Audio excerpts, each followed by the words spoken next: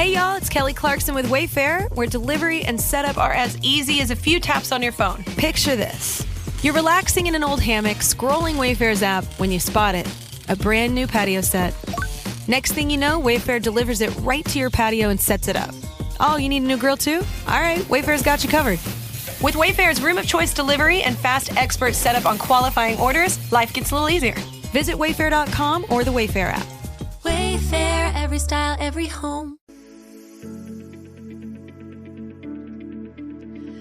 Welcome to Under One Roof MTL, where we are demystifying home ownership one episode at a time. My name is Robin Flynn, joined in studio, as always, by LJ Aguinaga of LJ Realtors. Hey, LJ. Hey, Robin. How you doing? Very good. Nice weather. Not too cold. Yeah. I think we've got like 12 degrees in the forecast for tomorrow. Wow. Ooh la la. Spring is on the We way. like that. We also welcome back Fred Pichette from Fred and Martin Mortgages. Hey, Fred. Great to see you. Great to be back, Robin.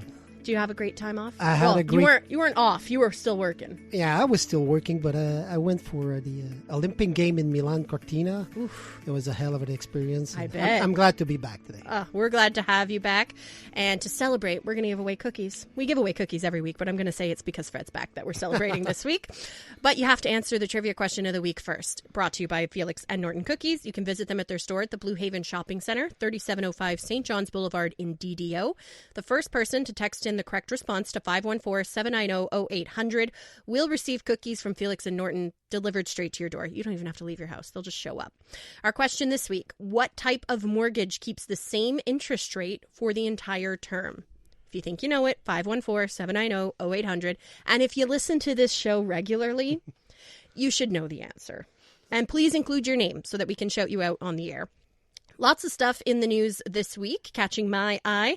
Guys, I saw that Montreal area condominium sales have gone up in February. They have surged in February.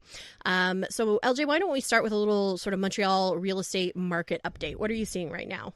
So we're seeing a big smag of things. Right now, active listings are up across the board pretty significantly, 12% increase compared to February last year.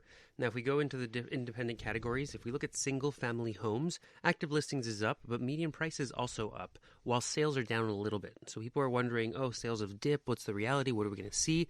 What we're actually seeing out there right now is the fact that last year we had all this pent-up demand, and that's why we had such a strong 2025, because primarily people had been waiting on the sidelines for the last 2 to 3 years, which really drove up the sales that we were seeing. So it was an abnormal number. And that's why seeing a drop or a decrease of 1% in sales is really nothing to be afraid of or worried about.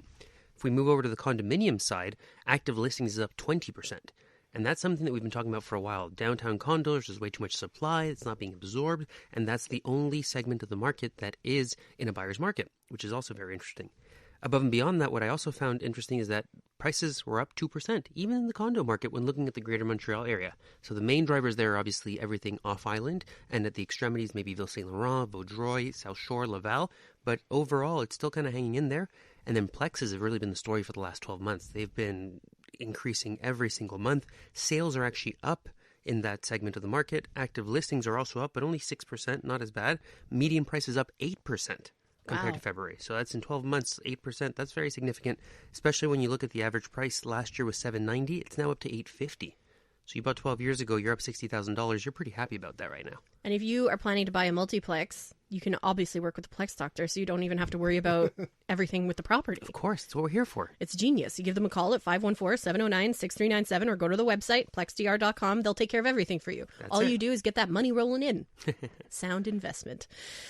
There was something else you wanted to talk about, LJ, the surge in the lack of legal warranties in Quebec right now. Now, usually when you purchase a property, it's either with legal warranty or without legal warranty, and it seems like the latter is becoming more common. 42% of sales are happening without legal warranty now. And it's very interesting because there's a lot of different ways that we can phrase that clause to still provide some protection to the buyer without eliminating everything. And it almost became robotically normal to just put waiving the entire legal warranty, so sold without legal warranty, the risk and peril of the buyer, where there's a clause that I like a lot better, which the seller doesn't want to sell with legal warranty. That's totally okay. But we can do the seller is selling without legal warranty without removing any warranties prior. Yeah. So if there is a much larger issue, a major issue that happened before this current owner's ownership that has been present for a while, like an environmental issue, like a buried oil tank that may have leaked, like a large structural issue that really just hadn't come to fruition yet, the buyer has not given up all the warranties, but the seller's protected and has washed their hands of it. So this has become common practice. Again, ever since COVID, we saw a lot of concessions being made by buyers in order to acquire properties, and it's almost become every single transaction. I mean, we're seeing almost 50%, obviously, but the second you get into the luxury market, just about everything's being sold without legal warranty now. Wow. LJ, let's say you get rid of your legal guarantee. If you're doing an inspection, that's protect you, no? That if the property has an issue. The reality is the inspection is the most important part. You want to do a very thorough inspection, and your inspector is going to tell you to take a further look into certain things. It's very common that your inspection report will say, I recommend you bring in a mason to evaluate the brick. I recommend you bring in a foundation expert to verify the foundation, or potential plumbing, electrical, all these major systems. And where most buyers go wrong is that they don't reach out to these specialists. Because they say, oh yeah, that's normal, I don't have to worry about it, no big deal.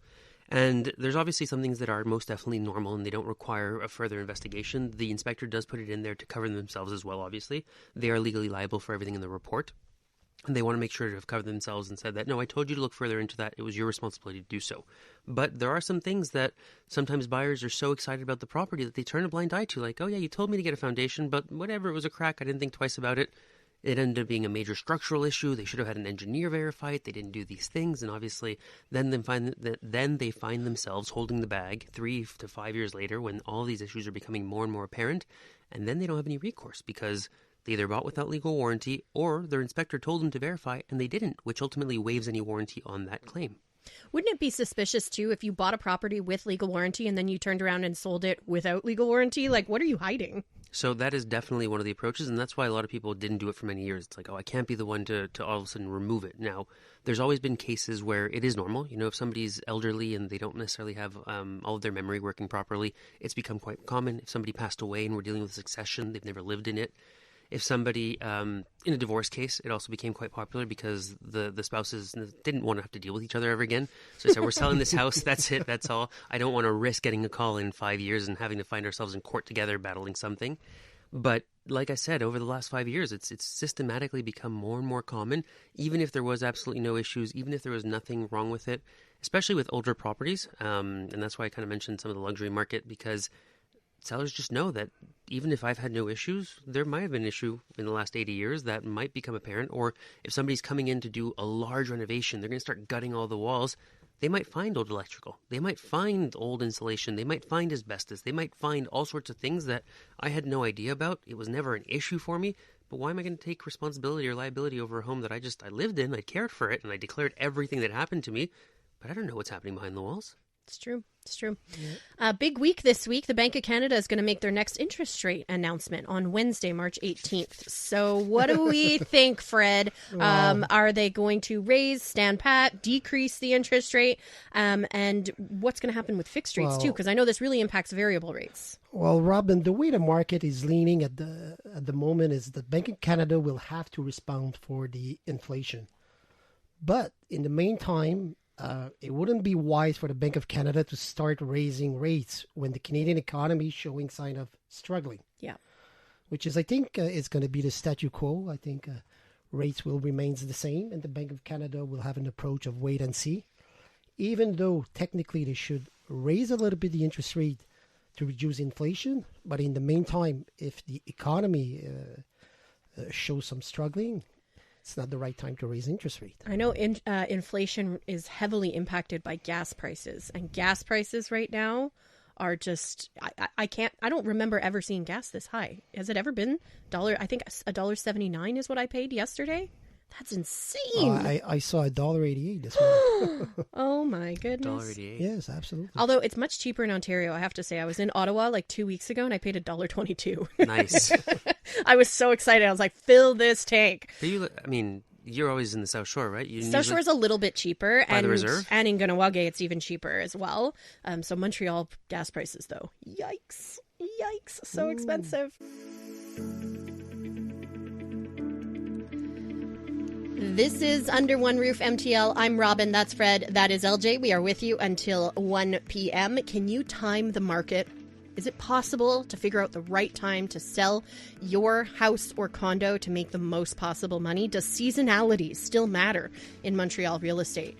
Now, LJ, I know traditionally spring and early summer were considered the best time to list your home. Is that still true? Is it still true? That is a loaded question. I've been doing a lot of content on this topic. And the reason being is that it is the time where you have the most buyers available, 100%. With the National Moving Day of July 1st in Montreal in particular, most people get the renewal notice sometime between February and March, and they decide this is the year we're going to be moving out and buying our own property, and therefore March, April, May are very, very busy times for the sales market. However, as a seller, most sellers know this. And that's why there's a lot more inventory hitting the market as well. And thus, you have more competition. So while there are more buyers, there is more competition. And this is where figuring out how's your property going to place and stack up against the competition is going to be super, super important. So I do still love this time of year. It is obviously a super busy time. It's a great time to see properties, visit properties. But I would really think that it depends on, is your property going to stand out versus the competition? Or would you rather come out at a slightly weaker time so that you stand out in that perspective? I would think if you were going to try and time it, try it and sort of bookend the busy season. So either list first before sort of the busy spring period, or late so the people who didn't find something still have an option. The desperation. Exactly. Sort of play into that in September. Probably a good move. Is there any time of the year where buyers have more negotiating power? Usually December. Christmas time. Around just before Christmas time. Anybody who's still on market in December usually has a need to a certain extent to sell. They're on the market because they want to move, or they already bought another property or something of that nature. And thus, that's when you can usually come in with potentially a more aggressive offer and actually get the seller to agree, because most people want to wrap up the year and kind of move on and start the next year fresh ultimately, right? I feel like around the holidays too, a personal letter would probably have more of an impact. People tend to be a little bit more charitable. I mean, obviously you're not going to be charitable when you're selling your house, but we care a little bit more about our fellow men around the holidays. So definitely, but honestly, I find personal letters year-round are super important. Really? Yeah. When we bought our house, we wanted our house because it was 6 doors down from where my dad lived, and I grew up in that neighborhood. So we were going to write this letter about how, this is where I grew up and where I want to raise my family. And the listing broker was like, honestly, the guy flipped the house. He doesn't care. He just wants to make as much money as possible. So we didn't even bother submitting our letter. So yeah. I guess there are cases like that, probably in flips, where letters don't matter. Correct. In a flip scenario, the seller's not going to care. He had no vested interest in this property other than the financial gain. The second you're dealing with anybody who's been in the home for even just a couple years, few years, they've lived in the home, they've had memories in the home, they've had critical life moments, even just wonderful moments. And if you can play on their heartstrings for any of those moments and kind of we want to recreate that same magic, that's where you can usually... Yeah, but does it really work? If you're getting an offer without a letter at $10,000 more? I've seen a client take $10,000 less because of the personal letter and because I like those buyers. They were super sweet. They were super friendly. They're going to care for the home the way my family cared for the home, especially with an elderly person. Like, they usually have no mortgage. Whether they sell for $710 or $700, yes, $10,000 is a lot of money. I don't want to downplay that, but ultimately they're making their money. They much rather give it to the right family. That it's maybe they already have a child, or they have one on the way, or maybe they have two, and it kind of brings up all these wonderful memories that older person had in the home over the last 20, 30, 40 years. And that's kind of the perfect storm for, again, if you're an overall just good, nice person, it usually works out in your favor. It always helps. Yep, that's a good thing. So are there any other seasonal factors that might play in? I imagine school schedules are important. So somebody who has young children, probably not looking to move into a new house in February. School schedules are important. And then the other thing I'll say is that our real estate market, generally speaking, from Saint Jean all the way until after construction holiday, or almost as far as Labor Day, is usually quite quiet. A lot of time people are focused on, we don't have that many months of nice weather. It's true. And that is the prime nice weather. So people are going on vacation. They're going camping. They're going to wherever they go, whether it's Europe and around. And because of that, people are focused on enjoying their backyard and pool parties and barbecues and all that, and don't want to have to prepare the home every single day. And shoppers are not shopping. It's funny because in the mortgage business too, like July, August, it's less busy usually because of that. I think it was last week or the week before, Martin mentioned that you guys being mortgage brokers, get busy in like January, February, because you see a lot of divorces. People wait for the holidays to end, and then they want to get divorced or, separated before Valentine's. Yeah, sadly, after Christmas, we're getting really busy for renewal, refinance, divorce, and all kinds. Yes, absolutely. Wow, interesting. Sadly. Wouldn't have thought about it. Okay, for somebody who is considering listing their home in a slower season like winter, are there some strategies that they could put into place that would help them get a lot of interest and even offers on their property? There's a couple different strategies. So if you want to get the most interest, I mean, like we've spoken about in the past, you want to make sure the property is going to show its best. So a couple things you can do: declutter the property, make sure it's very clean, make sure that you've depersonalized the property, make sure that you have a really good viewing window so it's easy to see the property. This is something I actually want to rant about for a little bit, so bear with me. Go. I love an LJ rant. When you're deciding which real estate broker to hire for the sale of your home, there's a couple qualifying questions that you should ask. Some of them are: how familiar are you with the area? How many sales have you done in the last 12 months? How familiar are you with the process? How are you going to be able to help me? What's your marketing plan? And then a very key question should be: are you a full-time real estate broker or are you a part-time real estate broker? And the reason why I say this is because if the listing broker plans on being present for every single showing, and some people put lockboxes, some people want to be present, they need to have a schedule that allows them to be present. And we've had a really hard time this week in particular getting into this one property where every single time we'd put in a visit request, they would come back and say, oh, no, it's not available at that time. And then as we kind of go through the plot thickens a little bit. We find out, like, oh, they're a part-time real estate broker. So the schedule just wasn't amenable because they were working their 9 to 5 and we couldn't go in to see the property in plain sunshine when we wanted to. So when you are deciding on who to work with, and again, as a seller, you want to make sure your home can be available. And again, obviously, sometimes you have restrictions. Maybe you work from home, but you don't want your real estate broker to be the restriction on why people can't get into the home. As a buyer, I want to see daylight. I want to see the property during the day, not at nighttime. That's it. And as a seller, you want to showcase your property in its very, very best light, literally. So if you've got beautiful, eastern facing whatever, and you've got your morning sunshine, you want people coming in the morning so you can see what it looks like with all that beautiful sunlight pouring in. This property was a direct south facing property in the middle. So we ended up going later in the evening, obviously. And I was thinking, yeah, you know what? During the day, we're going to get beautiful light. It's a shame we can't experience it right now. Oh, yeah, it's hard to visualize that. Are there any parts of the market, like condos versus houses or whatever, different neighborhoods where different seasons will matter? Like, I'm thinking like, oh, Westmount houses show very well around Christmas because everybody puts up beautiful lights or something like that. Condos overall, a lot of time are going to be a starter purchase, and because of that, you really want to play into that spring market because you have usually somebody who's a tenant right now who's going to be buying that first condo. So the springtime is the best for that, so you really get the largest pool of buyers.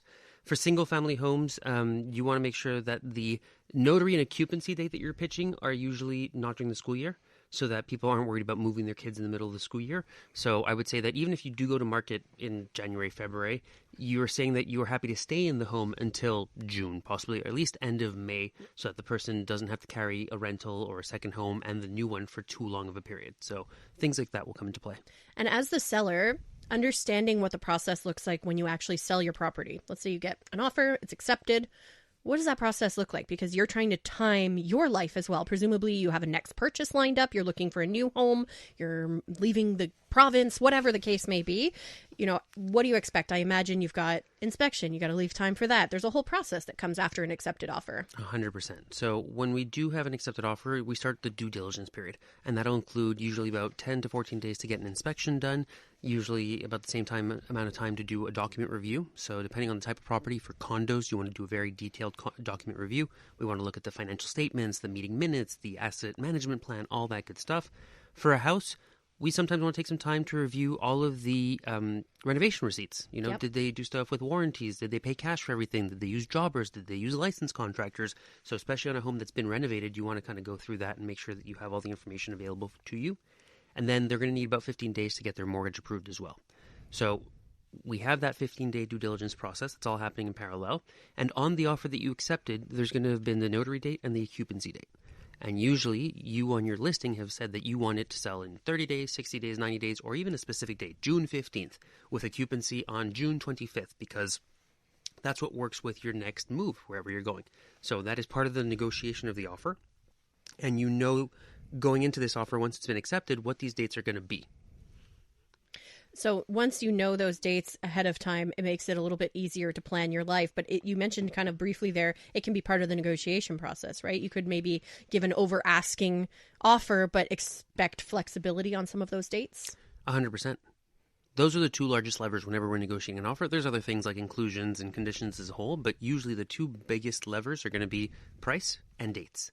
Interesting. Because dates ultimately will impact price, because if I have to move early and I have to put my stuff in storage and rent another apartment, that's going to impact price very significantly. Yeah. And if I don't want to have to move my daughter from schools in the middle of the school year, that'll also play a role. And there will be a significant cost associated to breaking those dates. But everything has a price, and for the right price, people are going to move twice. Everything has a price. Ain't that the truth? If you're not sure if now is the right time of the year, literally, to buy your first home or sell your home, you can give LJ a call at 514-500-4040. He will help you decide and figure it all out. This is Under One Roof. I'm Robin Flynn. That's LJ Aguinaga. That is Fred Pichette. We're with you until 1 p.m. Before we start talking about down payments, we do have a couple of questions that have come in at 514-790-0800, guys. So let's answer some of these questions. Give the people what they want. So this question comes in from Tony. Just wanted to ask, after how many years of purchasing a house can someone go after the seller if they find something seriously wrong in the property? This was because we were talking about legal warranties earlier. And this is why we're seeing such an increase in people selling without legal warranty, because there is no time limit. Oh. This is forever. There's no statute of limitations. There's no statute of limitations. Now, where it does get complicated, or what ends up being the limitation, is that it will be the buyer's responsibility to prove that the problem existed on the date of the purchase. Right. So obviously, as time goes on, it becomes much more difficult to prove that X problem existed. But anything structural, foundational, backfill, contamination, that'll be pretty easy, because unless you had an oil tank at this point in time, contamination obviously happened preemptively. So this is why people are so set right now on selling without, because nobody wants anything that's going to follow them forever. And especially when you're dealing with older people, it's going to go into the estate or the inheritance. They don't want to pass any problems or potential problems along to anybody else in the future. Question, can you go back multiple owners? Oh, yeah. Okay, so if you go back to the previous seller and they're like, wait, I wasn't aware of that, then they can sue the previous seller before them? And it becomes this wonderful domino. chain. Oh, my Domino's goodness. effect, yes. Okay, yikes. Okay, this one comes from somebody who did not include Valerie. Valerie, my daughter is looking at buying a house from a family member. Is there anything specific she should know? Yes. Ultimately, regardless of who you're buying from, you should consider this to be this purchase from an unknown person. And what I mean by that is you want all the same documentation. You want a seller's declaration. You want to get as much information as possible so that if it wasn't a family member, you'd still be getting all this documentation. So you want to treat it the exact same way. And obviously, you go into it with a little bit less of stress because no delay, probably. No delay. And you're not concerned about, generally speaking, a family member lying to you. You know, there's not going to be any fraud or anything like that. You're not worried about your offer being accepted or not. I mean, depends if you try and lowball them. Yeah, definitely. But yeah, you want to get as much information as possible, all the documents, a thorough seller's declaration, so you have all the info. This is a very specific question, so I think John has something coming up because there's exact dates here. If I pass at the notary on June 20th, 2026, how many days before does my bank send the down payment draft check to my notary, or is it done the same day? So the bank doesn't typically send the down payment. It is your responsibility to bring the down payment to the notary. There's two ways of doing so. You can either bring a bank draft or you can do a wire transfer.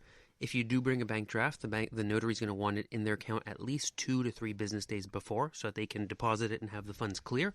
If it is a wire transfer, they'll usually accept it on the same day that you sign your mortgage deed. So we'll take it back one here. If you're going to the notary on June 20th for your deed of sale, so to actually become the owner, you're probably going to be passing 2 to 3 business days before to sign the mortgage deed. And when you do that is when the notary is going to want to have the down payment funds. Yeah, you always have 2 meetings with the notary. One to sign the loan documents, and the second one to be the owner of the property. I will also double check your date because June 20th is a Saturday and most notaries are not working on Saturdays. Okay. Maybe they were just giving a random date, Sure. but it sounded very, very specific. Okay. I want to talk about down payments, Fred. This is your moment to shine because you are the master of mortgages. So I think a lot of people believe that you need 20% down to buy a property because they want to avoid paying CMHC insurance. Wow. But is that really the worst thing? Honestly, Robin, sometimes CMHC insurance get a bad rap. You know, yes, you pay a premium when you put less than 20% down payment, but it actually allows lenders and banks to offer you a better interest rate because your loan is insured, which is, it's not a bad thing to put 5% down. Also, with 5% down, you know, it takes much less time to save than 20%. I don't know too many first-time home buyers that have 20% save for the first purchase. And also the CMHC insurance, I love to say, it's not a penalty. It's a tool that opened the door to home ownership faster, with usually 5% down. So if somebody is buying a house, let's say $500,000, just to keep the numbers nice and easy, with 5% down, how does the mortgage insurance actually work? Does it get rolled into what you're paying monthly? Do you have to pay it at the time you go to notary? How does it work? Yeah, let me explain. It's pretty simple. You put 5% down, which is $25,000. CMHC insured the remaining 95%, which is $475,000. The premium is 4% of the loan amount, and it gets added to your mortgage amount. So you're not paying the premium up front. On a $500,000 home, that's about $19,000 spread over your entire amortization period. When you break it down monthly, it's really manageable. Yeah, for real. So $19,000 over 30 years divided by 12 months. Yeah, and you put only 5% down as long as you qualify. Obviously, it's probably the best thing to do. So I think a pro, for sure, when you're buying with only 5% down, is you can get into the market faster. So especially if you're a first-time home buyer, you don't want to wait years and years and years to save up 20% because home prices are going to increase. Here's the thing. While you're waiting and saving, and LG could confirm that, prices are increasing. Yeah. Which is it the right thing to wait until you get 20% because you don't want to pay the premium? Probably not. It really depends how close you are to saving it. Right, so if you are 1 or 2 or maybe 3 months away from getting to that 20%, sure, it might make sense. But if you're at 5% or 10%, it does not make sense to wait to 20% because generally speaking, prices are going up every single year. And the rate or the amount of time it's going to take you to save that 20% versus the lost equity or the appreciation that could have been yours but is not because you haven't entered the market usually outweighs that. So again, it depends on what your situation is, how much money you have available to you. Usually, if you're buying your second property, you may have more than 20% down because you had sold your first one and you have a large down payment. But when you're first-time home buyers, it's pretty hard, I see, that 100%. To save 20%. And we got to get rid of that stigma of, I need 20% because I don't want to pass through the insurer. I mean, the bulk of the insurance fee, again, there is a fee there. It is important to know what it is and how it's being rolled into your mortgage. You are going to have to pay the CMHC tax because there's a 9% tax on this insurance policy that you're taking up front at the time of purchase. But if it gets you into a property and you can afford the monthly payments, more times than not, you're going to come out way further ahead by actually getting into this property, getting into the market, and letting time do its work for you, as opposed to trying to save on the sidelines. Well, if your property takes in value 3 to 5% per year, if you wait 5 years, you basically will pay 20 to 25% more than what it should. Well, I just did the quick math because we had sort of given that example of the $500,000. So it would be $19,000 in CMHC insurance, 9% tax on top of that, divided by a 30-year mortgage, then divided by 12 months in a year. You're looking at $57 a month. That's not going to make or break anybody. No. I'm curious, though, if you're putting down 5% versus somebody who's putting down 20%, does that make you a bigger risk in the eyes of the lender or the bank that you're trying to get your mortgage from? So, yeah. Go ahead. Initially, yes, but that's why you have the insurer. Now you're absolutely no risk. Because the mortgage is insured by the insurer, the bank takes absolutely no risk on your file, and that's why you're getting a lower interest rate, because they have no risk. Exactly. It's insured. And there's 3 things that banks and insurance wants to see. You want to see if you have a decent credit score, you have an income stability, and you qualify based on your debt ratio. And that's very important. Those are the criteria of CMHC. For people who don't know who is CMHC, there's the Canadian Mortgage and Housing Corporation, who insured banks and lenders' mortgage loan.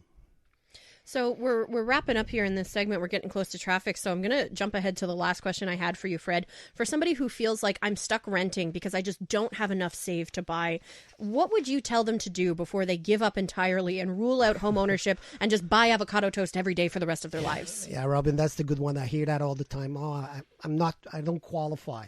How do you know? The first thing I would say, don't assume, verify.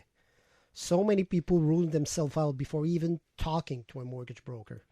The first step is simply to sit down, look at your income, your saving, your credit, and see where you actually stand. That will be the first step. And most of the time, you could be closer than you think. Yep. Maybe you're missing a bit of down payment, but there's a way to find down payment. And income-wise, maybe you're getting close, you're getting an increase, and maybe now you could qualify for property. Just get a little side hustle, start driving for Uber Eats, bump up your salary by a couple thousand. If you have a side hustle, it's an average of 2 years to qualify the income. Wow. Okay. Yeah. Important to know. Okay. So find out more about what your options are. You think maybe I don't have enough saved. Fred can figure it out with you. You can visit the website fredandmartin.com and book an appointment directly there. You can give Fred a call. The number is on the website.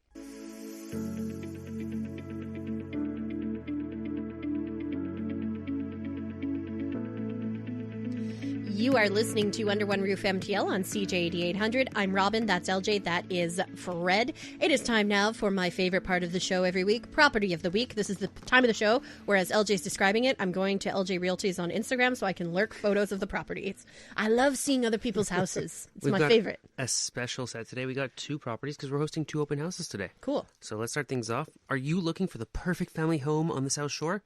Welcome to 114 Rue Leonard in Chateauguay, offered at $500,000.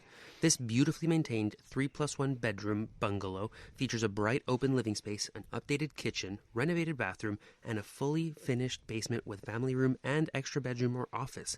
Step outside to enjoy a large fenced backyard, garage, and driveway parking.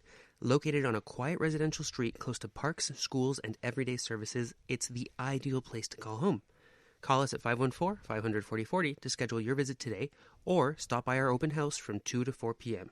Amanda will be there to greet you and show you around. Since I live in Chateauguay, I can tell you that my favorite restaurant in Chateauguay is El Cactus. El Cactus. It's right on the Chateauguay River. It's owned by this wonderful couple from Mexico. The menu changes all the time. It is so, so, so good. The food is incredible. One of the best meals I've ever eaten in my life. Love that. And I was about to say, you could buy that property with 5% down payment. 100%. We ran the numbers for you earlier. Now, in case you're looking for stylish downtown living in the heart of Montreal, come discover 1170 Rue Montcalm, Unit 201, a stunning corner condo offering 2 bedrooms, each with its own ensuite bathroom and walk-in closet. Enjoy a bright, open-concept living space with hardwood floors, quartz countertops, and floor-to-ceiling windows filling the room with natural light. Relax on your private balcony with city views, plus enjoy incredible building amenities including a rooftop pool, hot tub, gym, sauna, and lounge. All this for $649,000, including indoor parking and storage. We're also hosting an open house there from 2 to 4 p.m. Julie will be there to receive you. What's your favorite spot to hang out in that area? If I'm over there, I'm probably going to eat... I'm probably going to the Village. Bunch of little restaurants in the Village right now, so yeah. Good call. You mentioned specifically in that second home quartz countertops. I remember like 20 years ago, granite was the thing. Everybody wanted granite countertops, and they seem to have fallen out of fashion. I was chatting about this with my dad, and he said in some cases, like, it can be considered dangerous, and there was a big move to quartz countertops. Is this what you're seeing for the most part now, or quartz countertops are kind of the standard? Quartz have definitely, I mean... The cost has just become reasonable to a certain extent. You're about $75 a square foot, and it does give it a much more elevated look and feel. And that's even for an 1.5-inch thickness. You can get the 3/4-inch thickness for even less right now. So it is one of the first upgrades we encourage people to do in a kitchen to kind of modernize it a little bit.